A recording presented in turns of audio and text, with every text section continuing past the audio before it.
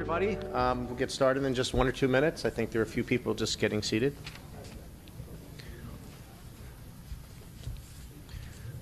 Welcome, everyone, to the January 11th meeting of the SEMSCO. We'll start with the Pledge of Allegiance. I pledge allegiance to the flag of the United States of America and to the republic for which it stands, one nation, under God, indivisible, with liberty and justice for all. Thank you. I now call the January 11th meeting of the New York State Emergency Medical Services Council to order. We'll start with a roll call from the Secretary, please. Dr. Alexandro? Here. Patty Bashaw? Here. Daniel Blum? Dr. Bohan? Allison Burke? Present. Stephen Caddy? Present. Dr. Cooney? Warren Darby? Here. James Devers? Here. Daniel Dennis? Sarah Duvall? Here. Lester Fremantle? Here. John Hassett? Here. Ronald Hassan?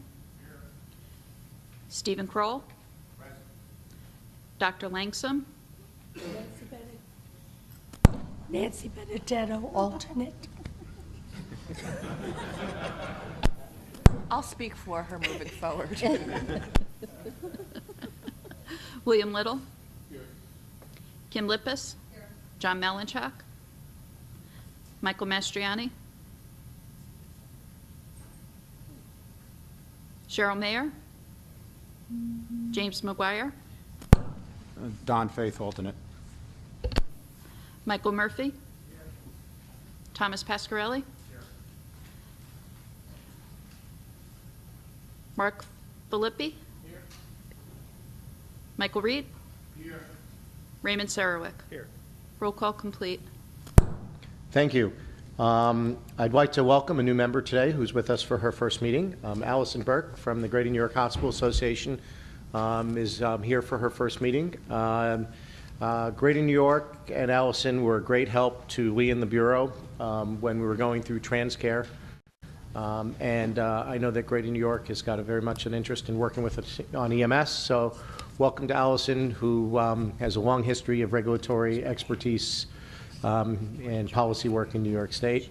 I think we also have someone who's here for the last time today, and we'll talk a little bit more about Mike later, but Michael Reed has accepted a new position, and I think at the conclusion of this meeting he'll be resigning and ending his term as a member, a longtime member of the SEMSCO. So we'll congratulate you more later.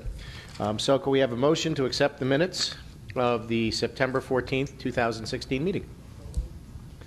Second. We have a motion and a second. Any discussion? All those in favor, please signify by saying aye. Aye. Any opposed? Abstentions? Okay, the motion is carried. Next on our agenda will be election of our officers, and I'll turn this over to the chair of the nominating committee, Dr. Alexandro, who is the second vice chair. If I might correct the attendance first. Please. Okay. Robert DeLaghi is present. Great. Happy New Year to everyone. Thank you, Steve. 2017 is bringing us a new year. Hopefully everything will go well. As per our last meeting, we mentioned that we will have new elections here today. Right now, we have the reappointment of our chair, Stephen Kroll, and our first vice chair, Patty Bashaw. They have been renominated for their positions and have gladly accepted them. So I think we could do elections at this point, have the election at this point. Second vice chair, there are 2 candidates actually. So we will have to send out a bio on everyone, to everyone, so that you can review them. And what we'd like to do is postpone the voting until May, the next meeting, so this way everybody has a chance to review the bios.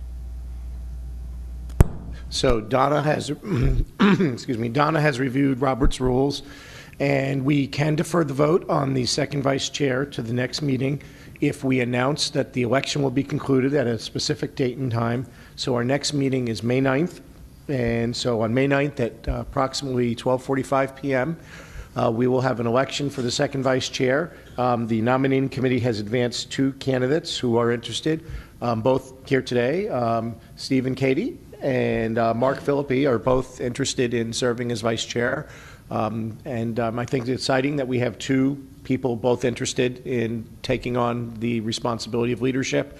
And so we felt it was not fair to ask you to vote today, but to give you an opportunity to get to know them. If you don't know them, we'll send a bio around and then have the election there. But with regards to the election of the chair and vice chair, I think we need a motion from the from Dr. Alexandru. I make a motion to renominate Steve Kroll for chair and Patty Bradshaw for first vice chair at this election, on this date. Is there a second?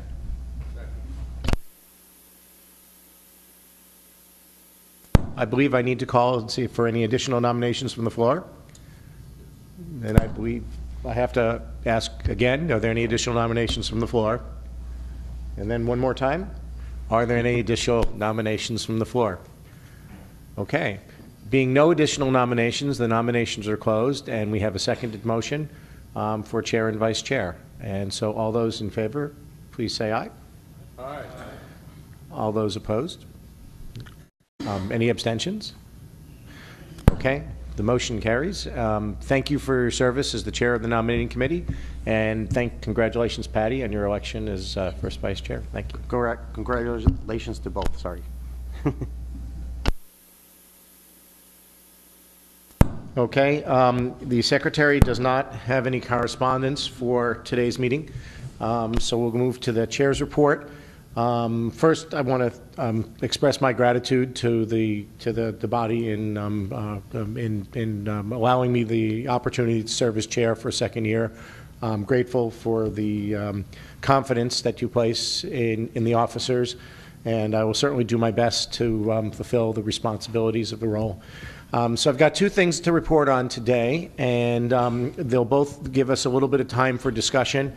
They're not things that have to conclude today necessarily, so we can discuss for a little while and then see where we are on the agenda, and we can defer discussion for later if we need to. But the first one is at the last meeting, we had a considerable discussion about the workforce shortage and the difficulty that we're having recruiting and retaining emergency medical technicians, paramedics, both on the volunteer side and on the paid side.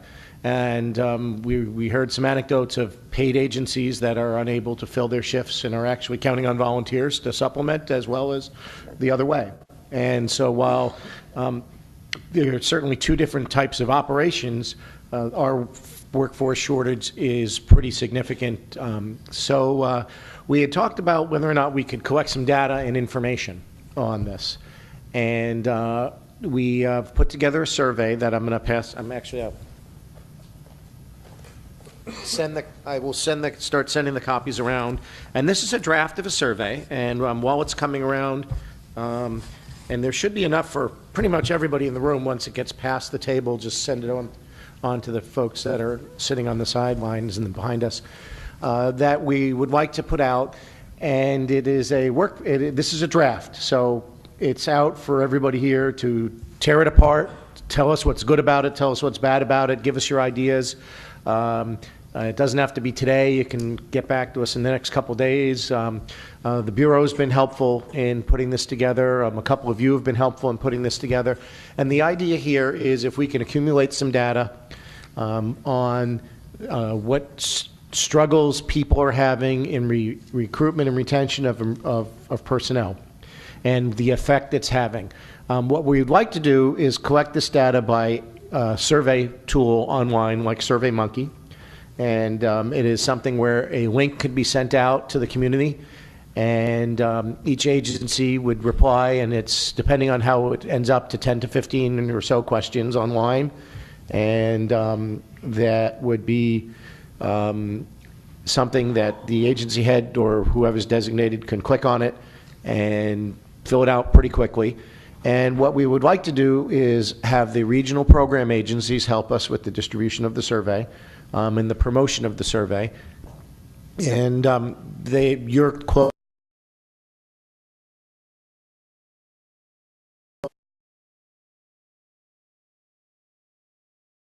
EMS.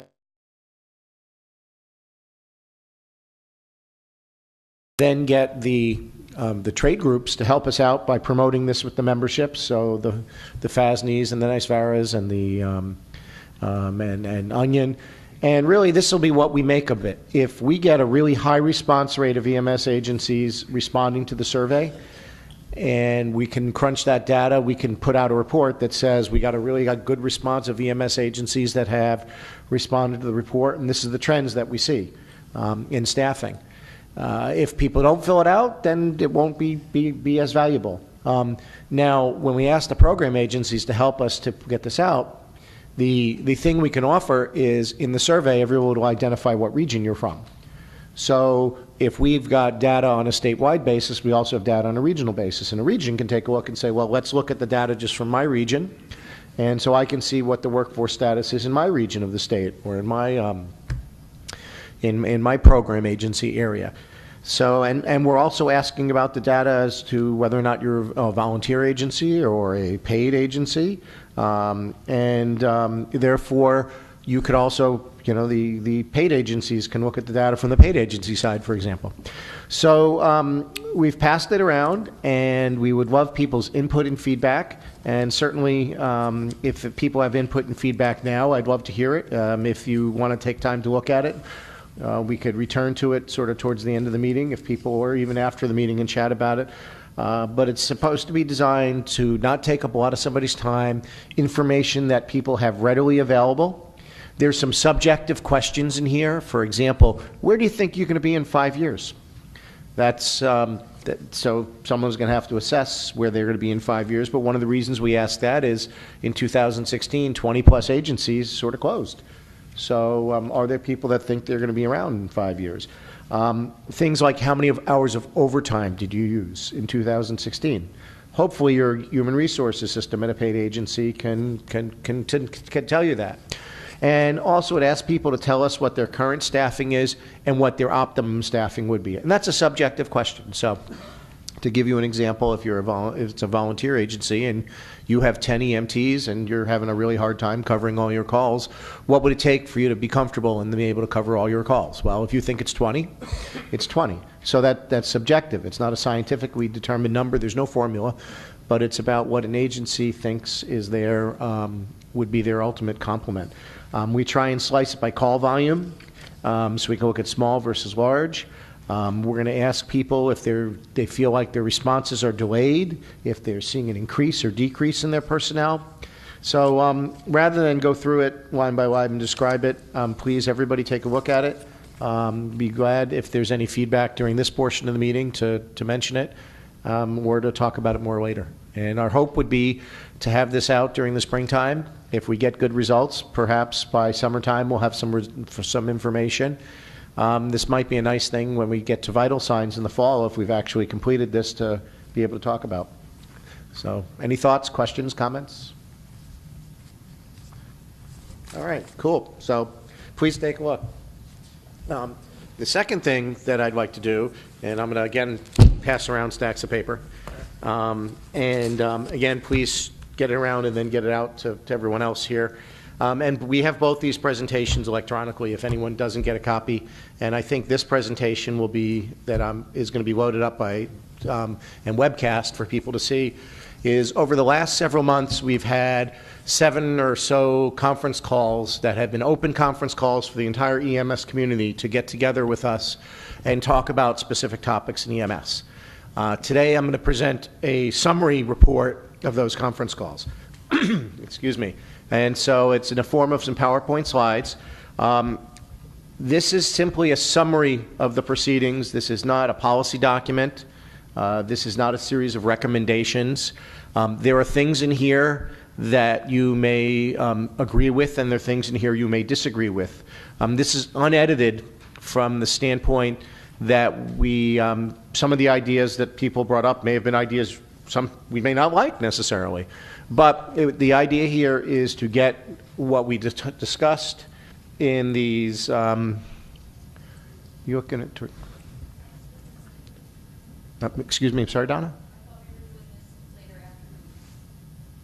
Okay, I thought we weren't, but we can do it later. It's up to you. Oh, okay. So we're going to actually pass it around now, and then we're going to set it aside because we want to do it at the end of the meeting so that the stenographer does not need to record this whole presentation. So, so I'll tell you like one more minute about it, then we'll put it aside, go back to the meeting. But so this will be a report, and you'll get to read the report if we, and look it over. But this will be a report on what we did and we talked about, and that gives us an opportunity to sort of consider each of the different areas. So let's put it aside for now. It will be part of the webcast at the end of the meeting after we officially adjourn. And so we killed a lot of trees today. Okay. So that's the crux of the chairman's report. So let me turn it over to the first vice chair for your report. I have no report. Second vice chair, do you have a report? No report? All right, great. EMS staff report. Lee Burns. I have a report. Lee does have a report. No report. No. Sadly, you're not that lucky. Sorry. It's repetitive from yesterday's CMAC meeting for the most part. So if you were there, sorry. I've been giving you kind of a staff and resources update. There's nothing really exciting to update you with. We still don't have a trauma coordinator, and we have some surveyor or EMS rep vacancies in our Western New York regional office and our Metropolitan regional office. And there's actually a couple of vacancies in our central office as well. And I think you know that because you can feel that when you call. We're oh so charming. We're entering the budget season again, so there's a lot of activity internally with regard to the EMS budget. While we have done everything we can, we have an expectation that they will again attempt to lower our cash ceiling, and that's very concerning because it's low now. There is for those of you who've been around a while, 97Q of finance law actually describes how our EMS money is to be distributed, and 50% of it is for to go to the direct costs of training, and the other 50% is the rest of everything. So currently, though, there's a change in the way that things are being budgeted. And so right now, our budget is split between something called aid to localities, and obviously training falls into that, but then so do our regional councils and program agencies and a number of other things. And then the other side, which is state operations, I call it the other side, is the bureaus in there, but so are most of our operational contracts, which include, testing and FedCap and image trend and all of those kinds of things. So that actually took place in the 15-16 budget year, or 16-17, excuse me, and we're sort of trying to shift how that works. So early on, we were told, don't worry about it, we'll move money around. Well, that seems to have been interesting. In the new and exciting realm, if you were here yesterday, there is a significant change which will take effect actually on March 28th to the EpiPen section of Article 30, that's 3000C.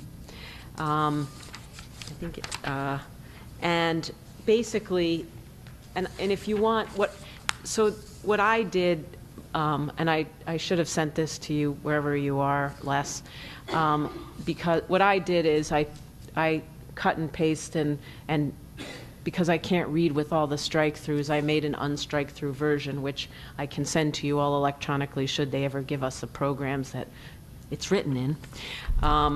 But the law eliminates the notice of intent process.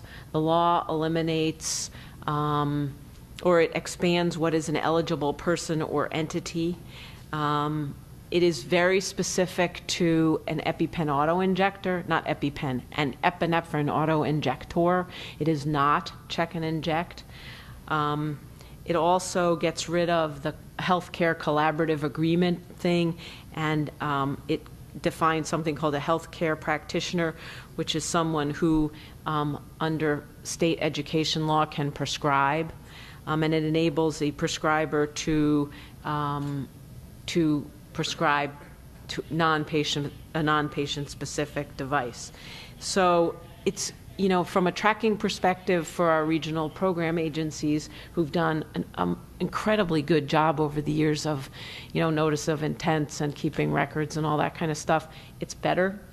But it does really, we're really never, once this actually takes place, from a public perspective, we may never know where we will never know where EpiPens are because there's no reporting requirement to it.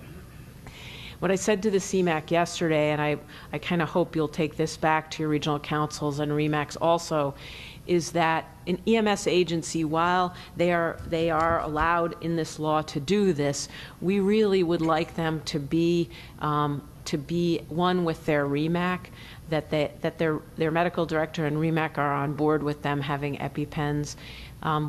A question was brought up at the CMAC meeting. Mr. Delaghi asked whether he would have to redo all of his collaborative agreements and notices of intent. Please no. If everything is working fine in your regions, I would not suggest that you redo anything. But again, I think it's important that the REMACs have an eye on what's going on. So I don't really, while the law really enables you to go off into the sunset and do whatever you want, I'd like our EMS agencies to continue to be part of the EMS system. It's quirky that way. So the CMAC seemed to be okay with that. Again, Dr. Daly will give a check and inject update later. But I think by way, our process has moved, substantially towards check and inject, and that's good.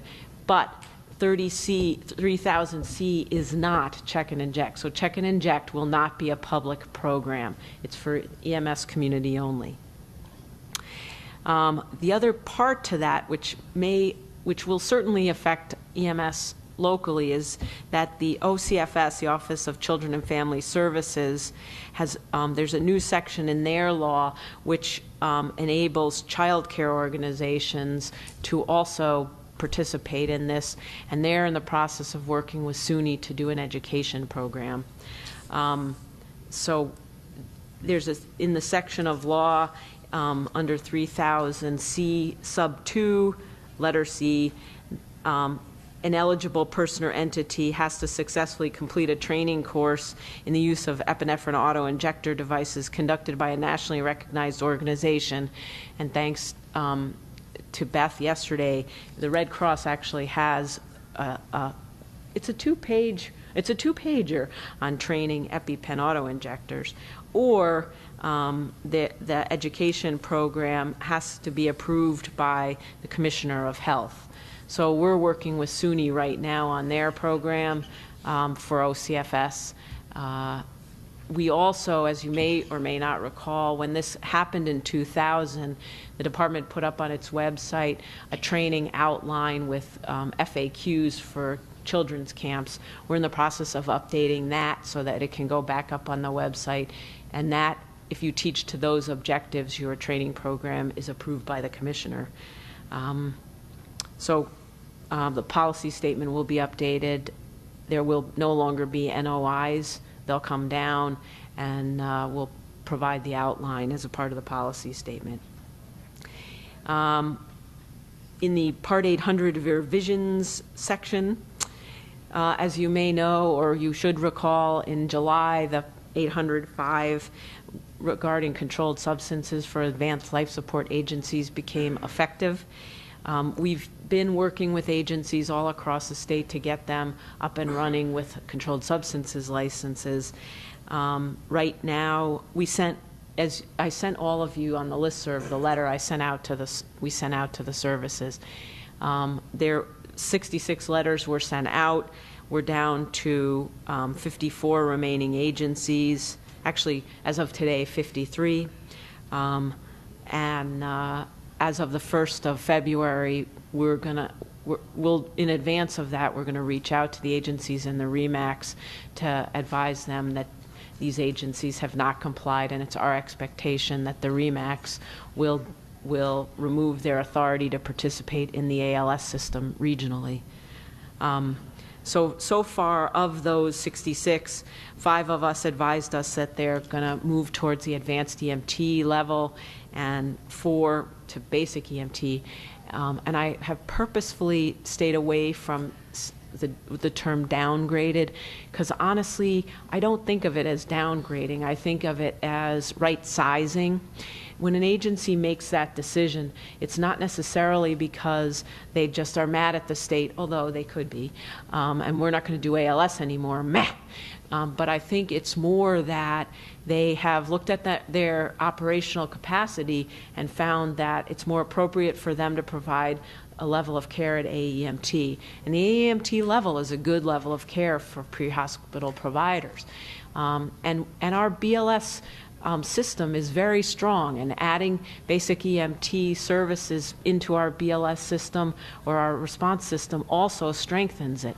So I kudos to those organizations who have really examined their operational capacity. We saw 1 additional ambulance transfusion service approval since we last met. I'm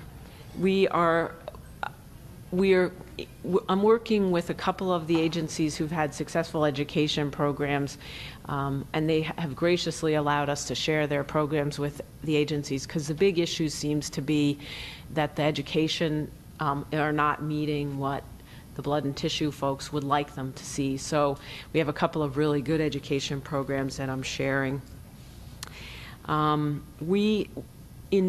Internally in the Bureau, we keep saying this to each other, but it doesn't work out very well on our behalf. But we're in the no new initiatives, no new projects. We do not have that ability right now. We're flat out making sure that our ambulance services remain certified, that our EMTs are tested, that our education programs are going on, that we're doing investigations. We ended 2016 with upwards of 700 investigations. So it's not for lack of anything to do, but we're not dreaming up new stuff. We're not getting any younger, we just don't have it in us. But the actual reality is that we just don't have the resources, sadly. So I'm in the process of wandering about the state, participating in, actually my plan was to sit in the back of SEMSCO meetings. It doesn't really turn out that way. I'm not really sneaking up on them, because I forewarn the program directors and or the council chairs, so it's not like they don't know I'm coming, because I need to know when the meetings are and where they are, so I don't effectively sneak. And then the car says New York State EMS all over it, so they notice right away. But I have to say, the meetings that I've attended so far have been really, really good. I attended the Hudson Valley meeting most recently, and they did something that really thrilled me, in as much as things thrill me. But they had a really robust conversation about their workforce issues, and they're getting ambulances to patients.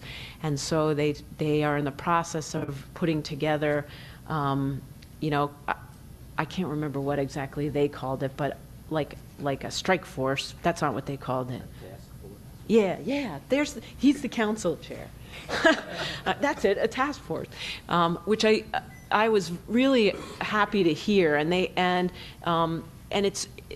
multifaceted, because it involves all of the committees of the council, because all of them are looking at different things. So the mutual aid committee, the education committee. So I'm interested to see how that pans out, because I think all of our regions are feeling the exact same issues.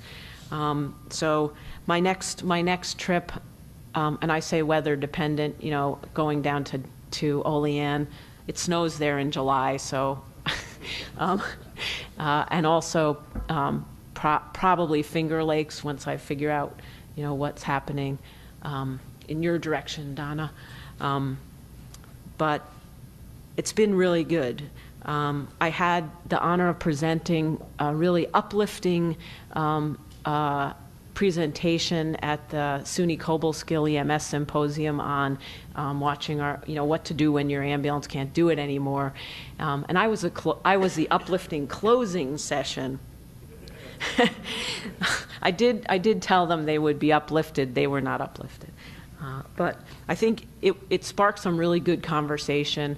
As I said to the regional program directors the other day, and I've said this to my own folks, I don't love doing the presentation. It breaks my heart every time. But I think it is part of my job, basically because of my job. And I know you all know what's happening in your world because it's your world. But I have the opportunity to come in there, say it like it is, and then drive away really fast. Whereas you live there, and I don't want to reduce your effectiveness in working with your organizations and agencies. I don't want there to be an issue between you and them, again, because you live there. You can blame it on me. So that's my thing. So this is good news. Our trauma community they are the most awesome. The verification process it's progressing monumentally. Right now, 23 hospitals in New York State are verified by the American College of Surgeons Committee on Trauma. Most recently, Bassett became a level 2 trauma center in Cooperstown, and Staten Island University Medical Center, I don't know where they are, perhaps you do. They became a level 1 adult and a level 2 pediatric trauma center. So, and there are 7 verification visits scheduled between now and May. We're wearing the college out, which is very exciting. Six hospitals had verification visits and are awaiting their results, but I spoke with, we've talked to a couple of them who preliminarily their survey teams gave them glowing reviews. One of them is our first provisional trauma center, St. Luke's in Newburgh. They were never a trauma center before. They decided they wanted to do it. They really needed to do it. And they committed every DNA in the facility to get there. And they had their verification visit a couple months ago and are awaiting the results. But the review committee was really glowing. So I think that's very exciting. I'm under obligation to advise you all that our EMS Memorial service is on May 23rd this year. Please, please, please come. Most of you have been there in some form or another. It is every year. Again, it's more awful actually than talking about the death of our ambulance services. But it is. I think we fill the plaza, and each year I think no one's going to show up, and there are more filling the plaza. We have a few more people to honor this year. The wall is filling up, which is unbearably disturbing. But I think when the public walks by or the legislature who are in session at that time look out the window and see, as far as the eye can see, ambulances, it speaks volumes. And Vital Signs is October 25th through the 29th in Rochester this year. So sorry, Rochester, we're coming. And you all should be there with us. And that, sir, is my report. Thank you very much. Oh, you need this. Thank you very much. Are there any questions for Lee? Okay. Next is the State EMS Medical Advisors Report. Dr. Doynow. Okay, we're going to combine the medical standards with the CMAC report. We do have 2 second motions to bring forward. Val, if we can bring those up.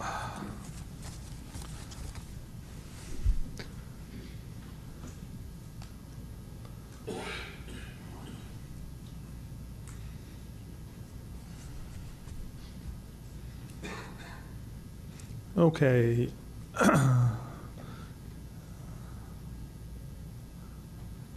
Just waiting for him to come up there.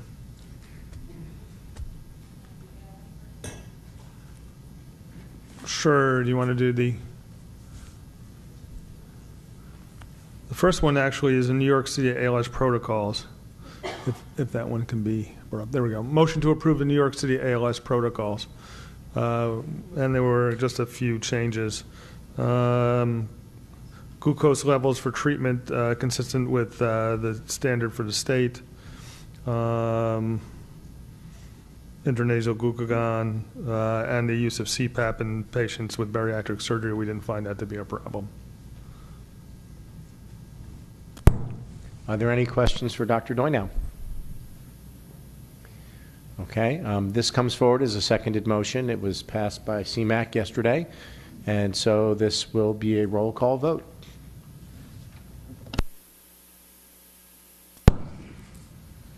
Dr. Alexandro? Yes. Patty Bashaw? Yes. Allison Burke? Yes. Steve Cady? Yes. Warren Darby? Yes. James Stevers? Yes. Robert DeLoggy? Yes. Sarah Duvall? Yes. Lester Freemantle? Yes. John Hassett? Yes. Ron Hassan? Yes. Steve Kroll? Yes. William Little? Yes. Kim Lippis? Yes. Michael Mastriani? Yes. Michael Murphy? Yes. Thomas Pasquarelli? Mark Philippi? Yes. Michael Reed? Yes. Raymond Sarowick? Yes. Roll call complete. Motion is approved. The next second motion was to approve the New York City Fire Department CFR demonstration project for albuterol, which was passed by the CMAC.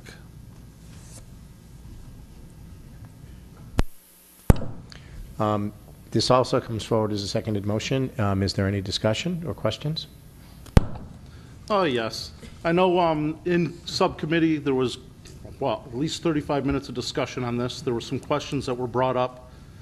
Some were answered. Some of the questions that got answered brought up more questions. Just real quick, I know on the cover letter it stated that EMS is on the highest call volume they've ever had. Nothing different than the rest of New York State right now. Most agencies that I talk to and look at, their increases are not necessarily from the more severe calls, but they're more from the, the non-emergency calls. And there was no data actually given in reference to, is there more asthma calls? Because this is going to be just referring to albuterol. So is there more asthma calls? That data wasn't given. So that's a question I would like to have answered.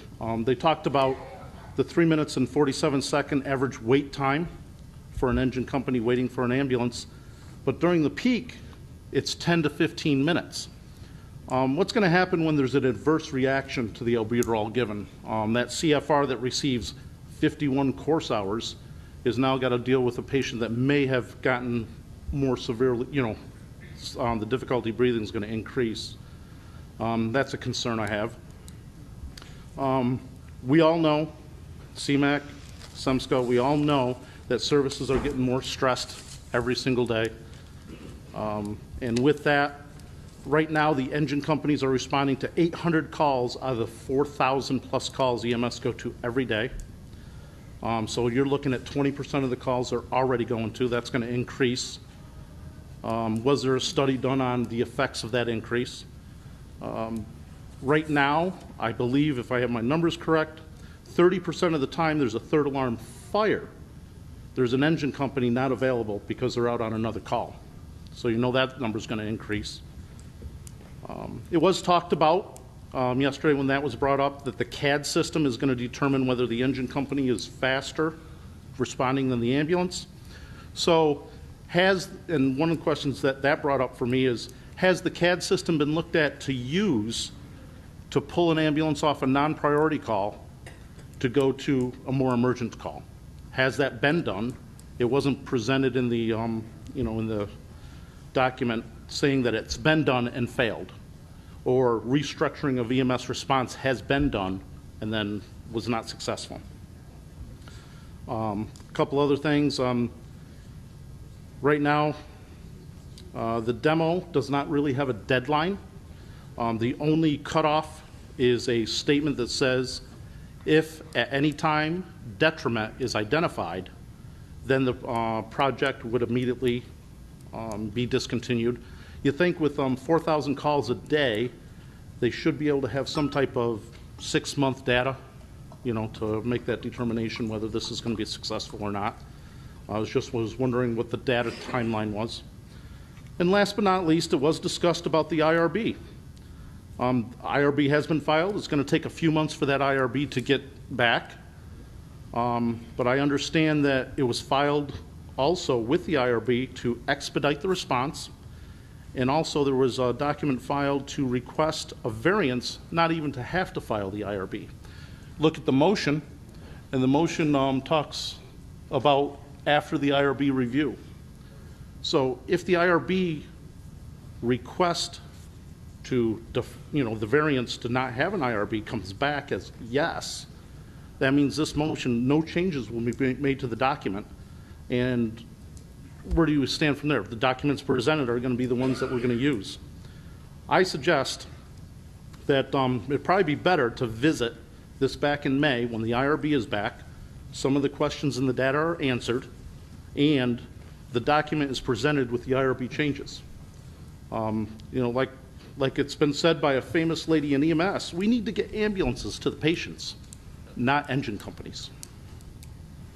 Thank you. Thank you for your comments. I don't know if Dr. Alexandra, if you have any comments you'd want to make or about the questions.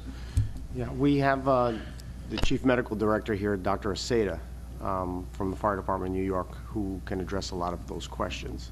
So I'll refer to him on that. Yeah, sit over here.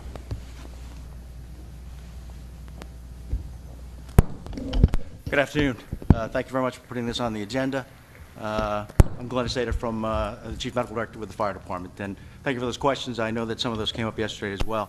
Yes, the IRB has been placed. Part of the requirement from the state level was that when there's patient involvement, so we definitely did file that. And we don't plan, or we never really plan to do any research on that, but one of the first clauses in the requirement is if there's patient involvement, which anything that we do in EMS, there is patient involvement. So we did file for that. We have put that through the the Einstein Montefiore system, one of several IRBs that are available to us. We have put it in, again, as the motion describes, anything that the IRB requests, we will follow, as well as what the state committee here requests of us as well, which we discussed yesterday. As far as the computerized dispatch system that we do have, we do have a priority dispatch system, and while they're en route, if there's a higher priority call, that definitely will supersede that ambulance going to that higher priority call. The other issue of the volume, yes, the volume is tremendous. As I mentioned yesterday, it's within your own systems here and throughout the country. It is tremendous. It's through the roof in New York City as well, 4,000 plus calls per day for an ambulance request. And again, that entails increased number of patients being transported to one of our 60 or so 911 receiving emergency departments, which then, unfortunately, when the ambulances are stuck in the hospital facilities, taking a little bit longer to get back out, it increases our response times. And so we're finding that with those volumes, there is a slight bump in the criticality, but as you had mentioned yesterday as well, there are increased volumes in the lower acuity calls as well.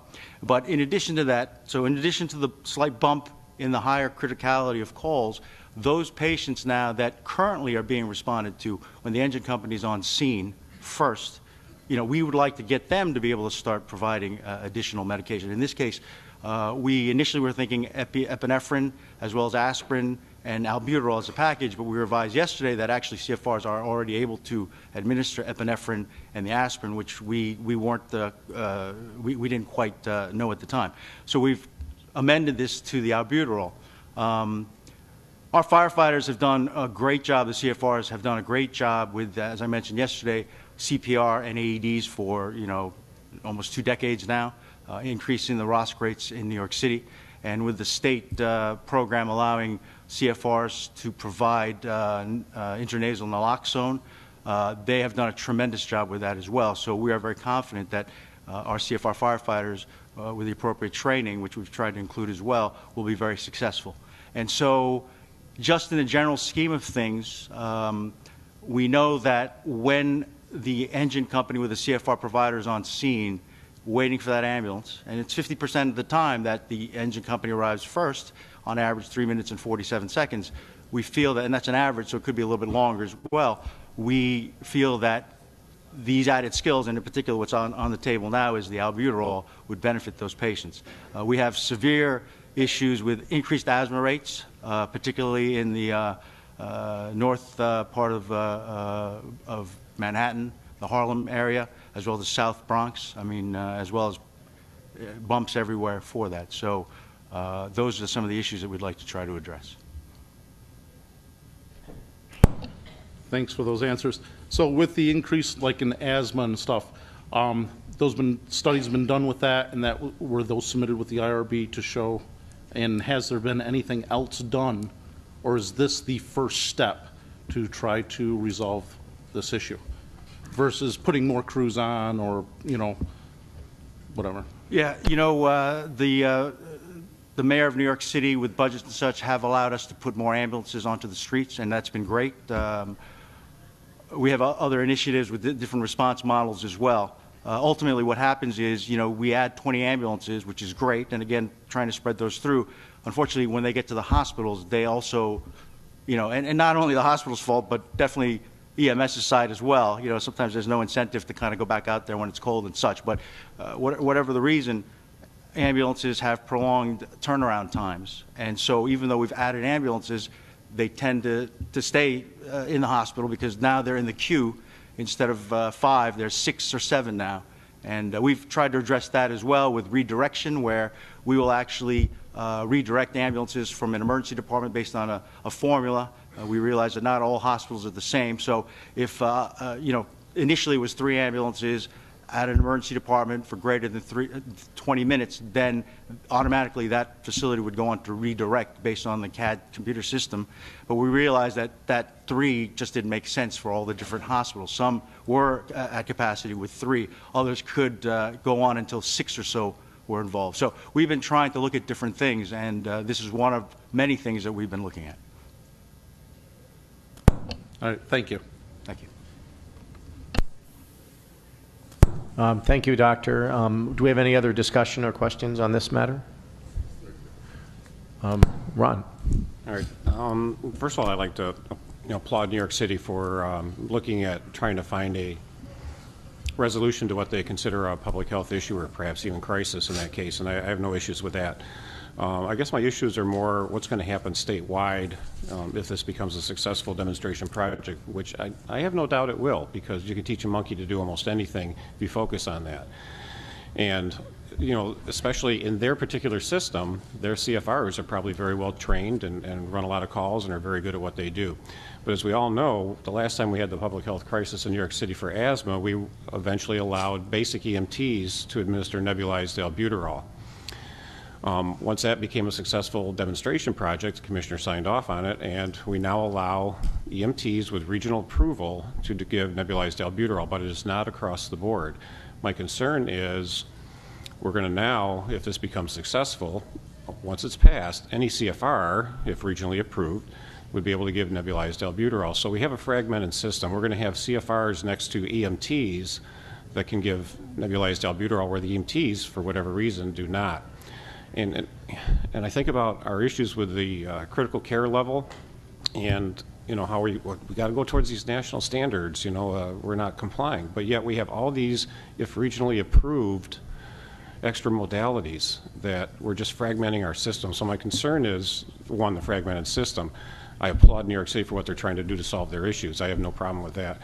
But what's going to happen down the road when it's going to allow everybody else perhaps to do that, who may not be as well trained as the CFRs in New York City? So I just bring it out. It's not a concern for the city. I just bring it out for consideration for us going down the road. What's the next modality that we're going to try to move a skill to another level? And we're going to have so many levels that when you call for an EMT, You're not going to know, can this EMT do a blood glucose check? It's not required. Is this one going to do a nebulized albuterol? You're not going to know what you're going to get. And we're going away from the national standards that I think the CMAQ really wants us to go towards. Thank you, Ron. Any additional questions or comments? Mr. Faeth? Thank you, Mr. Chair. It's been a long time since I've spoken at this table. I'm sure some of you are very happy about that. Those of you that know me know that I've always advocated for improving patient care and the administration of that, while sometimes dismissing individual groups' politics, unfunded mandates. So I get that. I totally get that. So I also don't blame anyone for voting yes to approve the Fidney demonstration project yesterday or at the REMAC, simply because it was presented to you as providing a life-saving medicine when a fire truck arrives before the ambulance. By its appearance on the surface, it makes sense. Unfortunately, the votes that were taken were predicated on a lie. This project is not about improving patient care. It's about Mayor de Blasio doing a press conference with the fire commissioner and securing firefighter jobs and funding. You see, I respect Dr. Aceda, Dr. Alexandro, Dr. Brazant. I don't believe he's here tonight. But it is well known back home at fire headquarters at 9 Metro Tech that this is not their initiative. They were told what they were expected to do, and they were given their marching orders by the fire commissioner. So I guess I can't really blame them for making this presentation to you, because anyone that's been around for a while that knows what happened to Dr. Lorraine Giordano when she stood up for the standard of care and good medicine against that machine, what happened. I, on the other hand, although still an employee of the FDNY, have no strings attached. With 29 years of service, I could have retired 4 years ago. And although this department has treated me very well, I cannot consciously leave when I see what they are doing to my profession. Around 20 years ago, the president of the IFF, Harold Scheitberger, held a very large fire conference out west. At that meeting, he explained how sprinkler systems, fire retardant materials, smoke alarms, and progressive building codes had decreased fire calls and subsequently the need for large fire services. He then stated, all of you need to embrace, which is the politically correct term for take over, your local EMS service, or you'll be at risk of downsizing and losing headcount. And so it began across the nation. And in March 1996, Fidney sold the idea to the City Council to allow them to move us from Health and Hospitals Corporation and assume control of our operations, stating that they would build an EMS house in every community, and firefighters would respond with defibrillators to lower the response times to critical calls. It sounded great then, too. They also stated that they were placing our medical director in opposite but equal position as the fire chief of the department, directly under the commissioner, to keep a medical focus for EMS. When I'm done speaking, maybe one of you would like to talk to our medical director, see exactly where you are on that hierarchy, and it's disgusting, all right? Because you should be directly next to that commissioner, advising him on medical issues. With the merger, EMS got uniforms and ambulances with Fidney plastered in big letters, but they made sure that the letters EMS was removed from everything. The EMS workforce lost the HHC free educational opportunity to become a PA, a physician assistant, a nurse, and medics lost their BLS backup on priority 1 and 2 calls because they were now sending a lower trained, non-transport capable CFR unit instead. It's job security, my friends. But one thing hasn't changed in the past 20 years since the takeover. 4 or 5 firefighters, all wearing rubber gloves, smelling of smoke, standing over a frightened, vulnerable patient with a non-rebreather on at 10 to 15 liters per minute, whether they needed O2 or not. And then the lieutenant of the engine company saying, you don't need us, do you? By the way, you mind if we take one of your non-rebreathers to replace ours? It's obvious they have no interest in being there. Please don't get me wrong. I'm not knocking firefighters. I'm a firefighter myself, okay? I have a lot of good friends that are firefighters. I really do. I have friends on the job, and they are fantastic when we do cardiac arrest. They do excellent CPR, all right? And we've bonded. We work well together, all right? What they're doing here is wrong, okay? During those years, they tried to privatize us, and they created a program they stated to address the diversity issues by allowing Finney EMS employees to backdoor the open competitive firefighter exam, civil service exam. They called the program the Promotion to Firefighter Opportunity. So by obvious definition, if you promote to firefighter from EMS, it is then a demotion to go from EMS to fire, which nobody does. So you know what happened. When I came in on this job in '87, the vast majority of my academy class had a medical focus. If they weren't going to be an EMT or paramedic, they were going to be taking the opportunity to become a PA, a nurse, or a doctor. A small percentage wanted to go into police and fire. Today, that is the exact opposite of what we have. The exact opposite.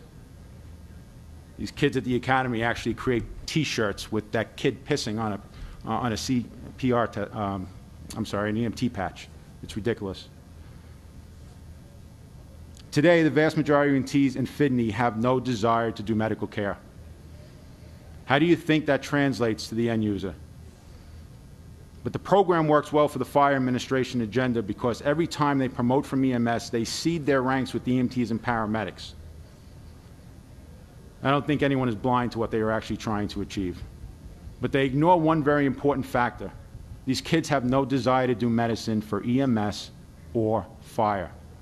Do you think they are going to read medical journals or other literature, keep up their skills, their knowledge? Do you think these kids on the EMS side are motivated to go back into service after doing a job? The medical director just confirmed that.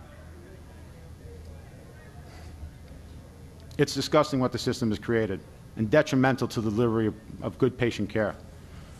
I made a very strong statement earlier that this demonstration project is predicated on a lie. I can tell you, my wife has told me that when I have purposely withheld information from her, that in essence I have lied to her. That was a hell of a fight, but I got to tell you she was right. 3 minutes and 47 seconds. Oh. Excuse me 1 second.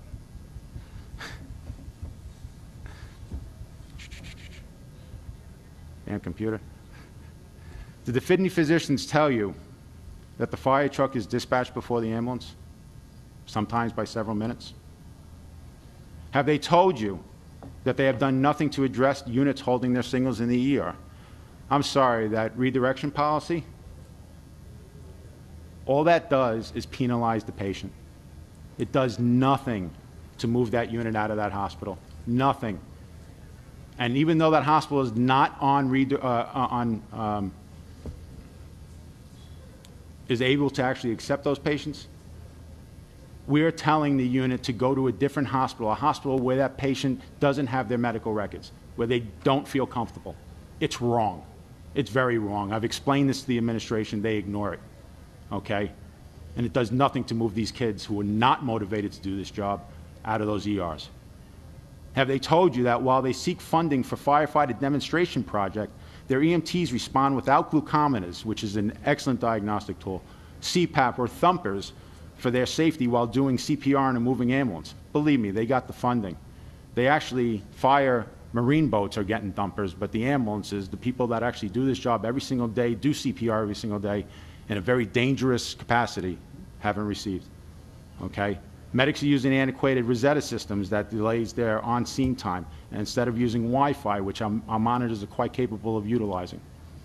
Have they told you that they send ALS units to back pains and hemorrhoid calls, classifying them as diff breathers and internal bleeds, which also ties up the medic units? Did they provide any documentation of any patients that they have negatively suffered, due to that self-created delay of ambulance response? But we are supposed to believe that giving firefighters 384 more calls per day who have no desire to do pre-hospital care and, quite frankly, are not going to do a true medical assessment is a good thing. No, that's bad medicine. Did they forget to tell you that the fire truck they are sending to the priority call is in place of the closest BLS unit that is available. Remember their response model?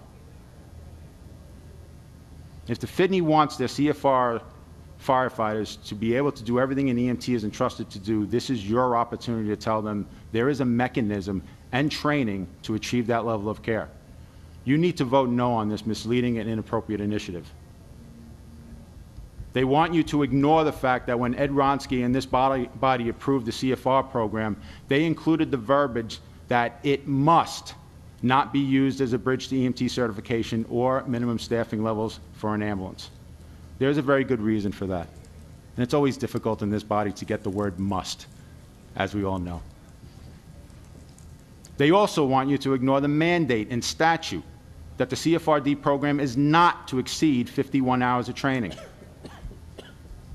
They come into your house, your profession, and tell you that all the silly rules and regulations mean nothing to them because, heck, they are the FDNY. Are you going to allow that? A vote of yes here on this issue is not germane to just New York City. It is a vote against your profession's standards and for those who are seeking to destroy it. Thank you. And on a side note, if I may, when we were taken over by FIDNY, our chiefs and our doctors were told very clearly that they were to shut up and do as the FIDNY told them to do, because they can either be on that train or they can be under that train.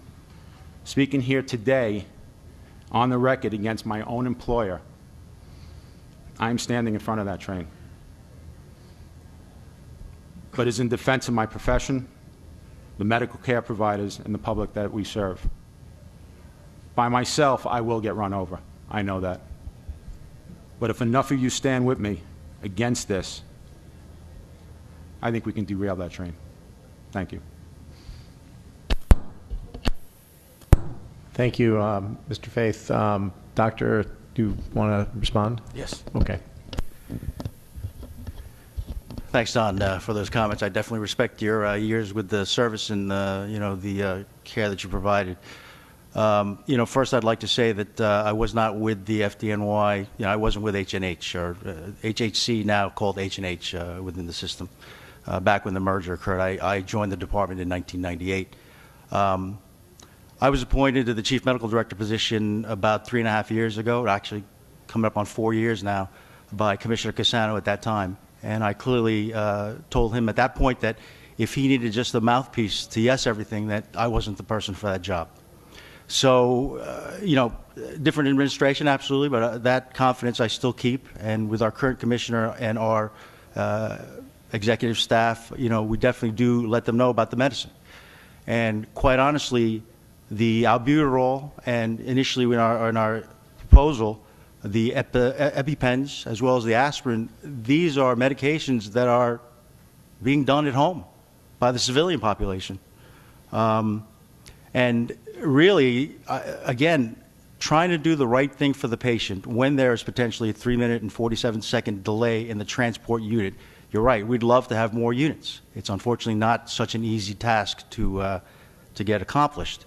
So we're trying to do the best we can. In our view, part of the medicine is if you have a workforce that could be trained, and we know that through the intranasal naloxone program, and they've been very successful with that, we know that these added skills, and again, we thought that we had to go back to the drawing board for all 3 skills, but we were advised yesterday that the EpiPens and the aspirin are actually currently available for our CFR providers. The albuterol, which was part of that package, still seems to make sense, because I got to tell you, in New York City in particular, certain neighborhoods, unfortunately the lower socioeconomic neighborhoods, asthma is really out of control. And we want to try to treat these patients as early as possible with members who are capable to avoid that intubation. Because we know that those patients, when the medics get there and have to intubate, there's a certain percentage that are never going to come off that tube. And we want to make sure that we can try to prevent that. And this is part of our attempt to do so within the constraints of what things are, the budget issues and such. Absolutely, there are a lot of issues that we still need to work on. And hopefully once this gets passed at this venue, we still have a long way to go where the union issues, the commissioner will be addressing that. We're looking at it again from the medical piece. With these available treatment modalities to personnel who can do it, and they've proven to us, because intranasal naloxone may be a little bit harder than some of the other skills, we're confident that this will benefit patients.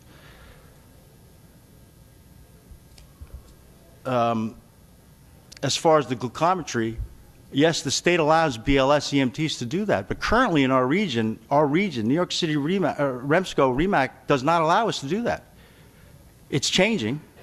Based on our last meetings, I think July 1st probably will be the time when we are now going to allow our EMTs to provide glucometry, but it's not allowed right now. So again, that's not a fire department, the department tying our hands.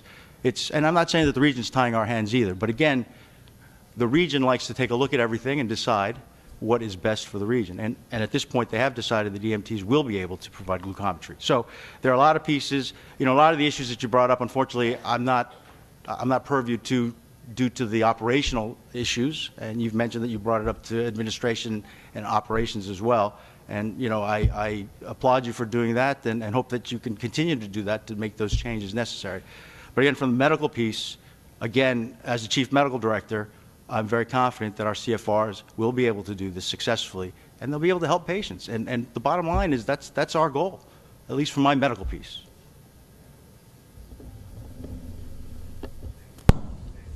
Thank you, Doctor. Don? If I could just respond on 2 points. Obviously, I highly respect you as a physician, as a medical director.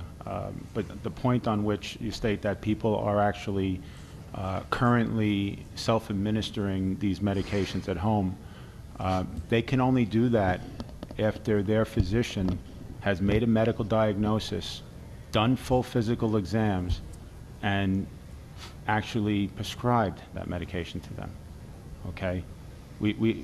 What this model has right now is you're sending people with very little training to administer meds, and that's scary to me. It should be scary to any physician with a license in the system. It really is. And like I said, these guys are great guys, but that's like having an electrical problem at your house and receiving a plumber. It's not right. It's an inappropriate response model. It really is. All right. On the other topic of the 3 minutes and 47 seconds, not to pat myself on the back, but I think I did a very good job of explaining how that's a very misleading number. It really is. It's self-created by this department. And unfortunately, they create the problem, and then they say that they want to put a Band-Aid on a hemorrhage. It's not going to work. Thank you, Don. Any other comments? Doctor? Again, thank you for those comments. And, similar to when the EMT workforce was able to do the albuterol, it's going to follow at least those guidelines where it's a diagnosed case of asthma, and then they'd be able to administer the medication. And, we're going to be providing the training necessary so that they can identify those patients. And we'll have safety nets in place. And as you mentioned, if we identify, as we did when we brought the nebulized albuterol from the paramedic skill to the EMT level, this is back in 1999 to 2000, we'll have certain safety nets in place to ensure that this happens. And, we don't plan that after 3 months, we found out that we really harmed patients, we're going to stop. We're going to constantly be watching this every day. And if we identify an issue, we're going to immediately stop it.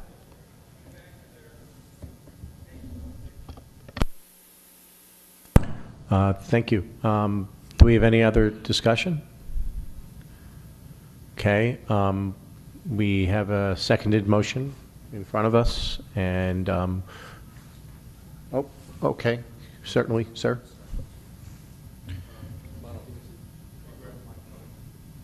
Yeah, any discussion does need to be specific to the motion, and please let us know who you are, if you would. Thank you, Mr. Chair. Thank you to the body for allowing me to speak. My name is Steve Tagliani. I'm a member of the Uniform Firefighters Association Executive Board in New York City. I'm speaking, obviously, to this plan. If it's allowed to be implemented as currently constituted, it's going to significantly increase the number of runs. Right now, currently, is about 800 CFR runs in the system. This would increase approximately 384 per day, which would be over a 40% increase, which will in turn divert the engine companies away from its primary roles, firefighting, responding to other major emergencies. As you all know, New York City is the epicenter of terrorism. We've seen an increase in calls related to suspicious packages and others runs of that nature. I believe that this program should be allowed to be implemented and continue with the over 4,000 dedicated, highly trained EMTs that we have in New York City. They do a wonderful job. Their response times are approximately 6 minutes, 47 seconds, which allows them to get there in a reasonable amount of time. In conclusion, I respectfully ask the body to please vote no. Again, a major reason is it'll significantly increase the number of CFR runs, which will divert the engine companies away from its primary roles. Thank you. Thank you. Is there any other comments or discussion? Okay, then it is a seconded motion, so we're now going to call the roll. Donna? Dr. Alexandra? Yes. Patty Bashaw? Yes. Allison Burke? Yes. Stephen Cady? No. Warren Darby? No. James Devers? No. Robert DeLoggy? No. Sarah Duvall? Yes. Lester Fremantle? No. John Hassett? No. Ronald Hassan? No. Stephen Kroll? No. William Little? No. Kim Lippis? Michael Mastriani? No. Michael Murphy? No. Thomas Pasquarelli? No. Mark Filippi? No. Michael Reed? No. Raymond Sarowick? No. Roll call complete. Okay, thank you. The motion has not been agreed to. Dr. Doynow, back to the next item on your report. Okay, next items are just for information. The BLS stroke protocol update was reviewed in part, however, was tabled to the next meeting so that members could review it a little more in detail. It was also noted folks are using ketamine. Ketamine can only be given by paramedics. However, the regs do state that a CC can be the CS agent of the agency that has ketamine. They just cannot administer it. There is going to be a review of the BLS protocols. A number of volunteers have agreed to do that. We'll get back to you guys once we've reviewed them. And Dr. Daly, if you can give us an update on the collaborative protocols and the check and inject program.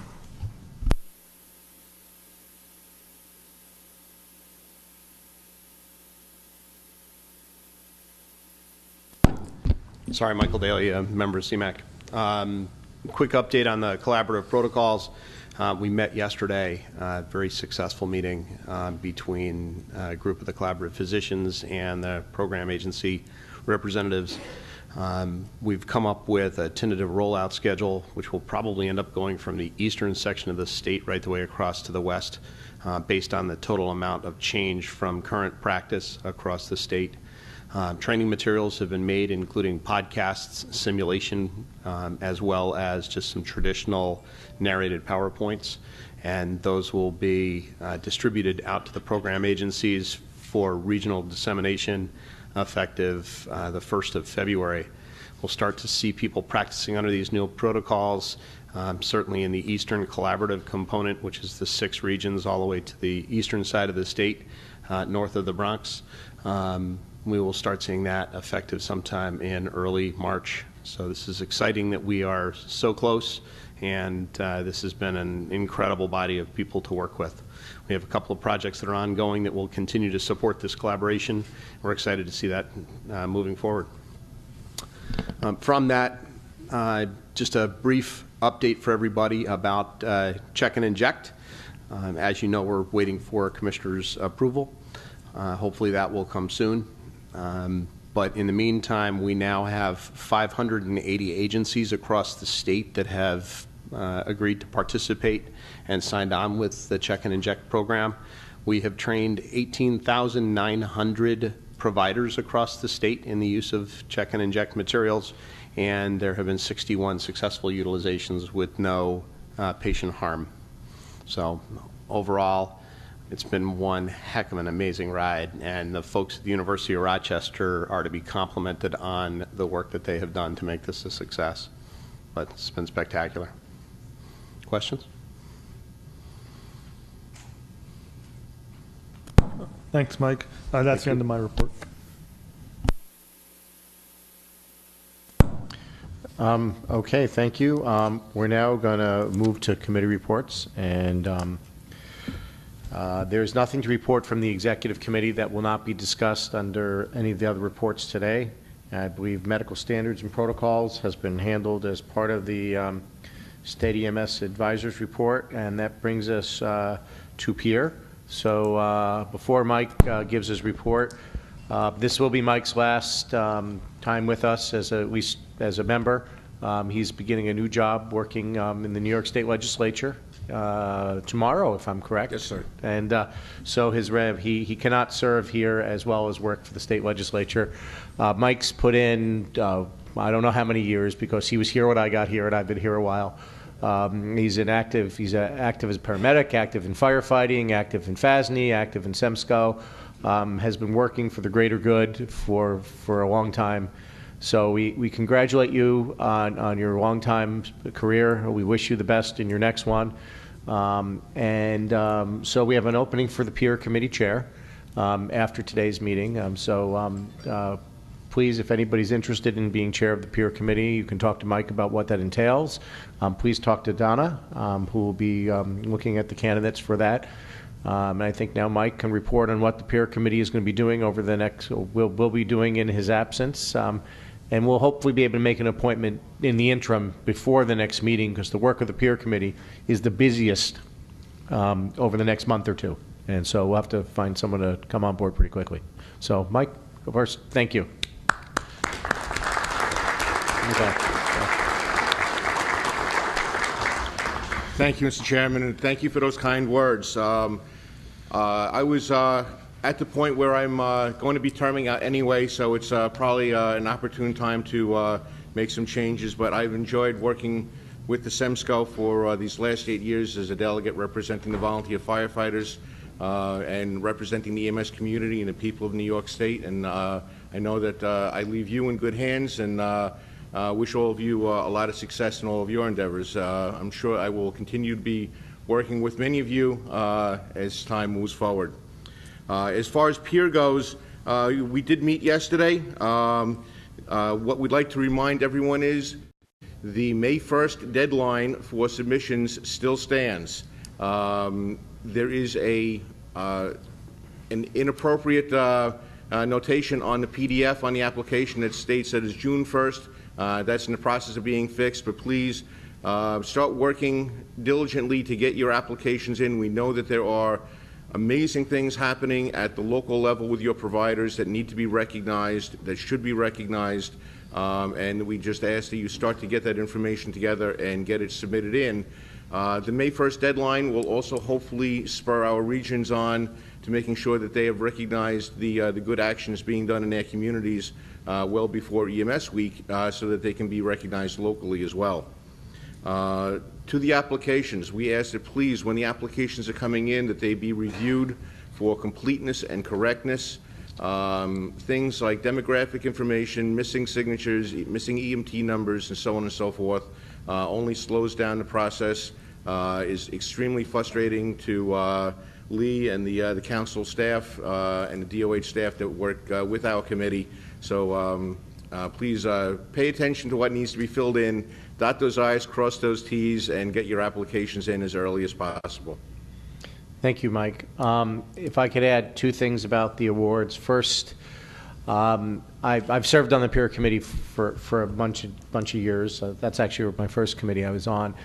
And the number of applications has continued to drop every year. It's not because the number of people that do incredible things in EMS has dropped. It's because we've all been too busy with all the other stuff we do to take the time to first recognize people at our regional level and then submit those applications to the state. So we're all going to be reminding you time and time again, but there probably isn't an agency in this room that doesn't have one person that isn't deserving of being nominated for the regional award and being considered for the state award. So please go back to your regions. Tell folks that the way we promote our profession is by recognizing our profession.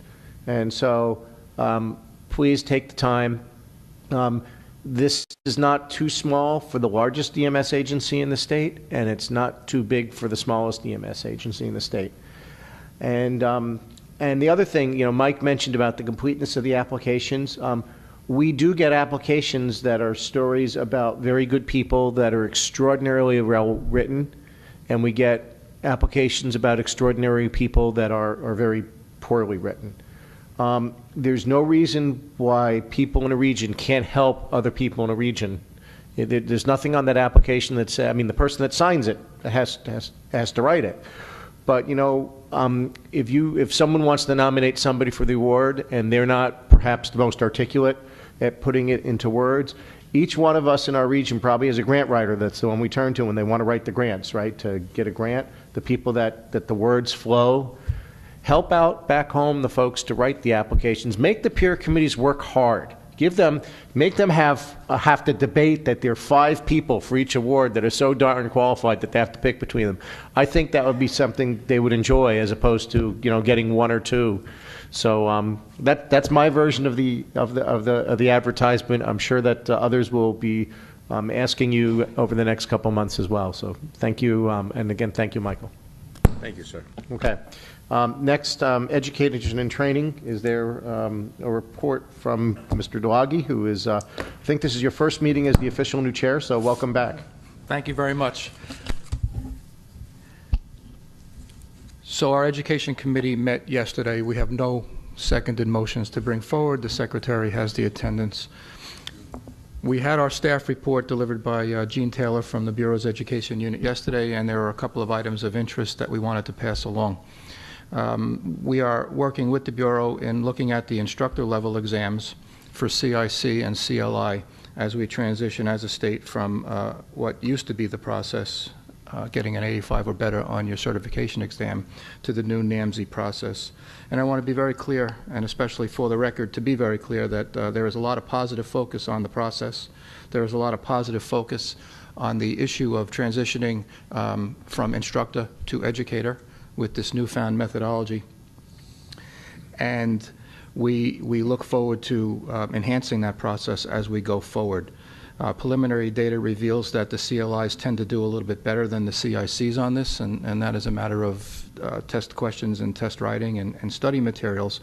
There is a list of referenceable material available to the Bureau for those who are preparing to study, so we encourage everybody to look at that. And we'll be working going forward on an item analysis to kind of take a look at actually how test questions are marrying up to that referenceable material. We were advised by staff that a company called ProExam bought out a company called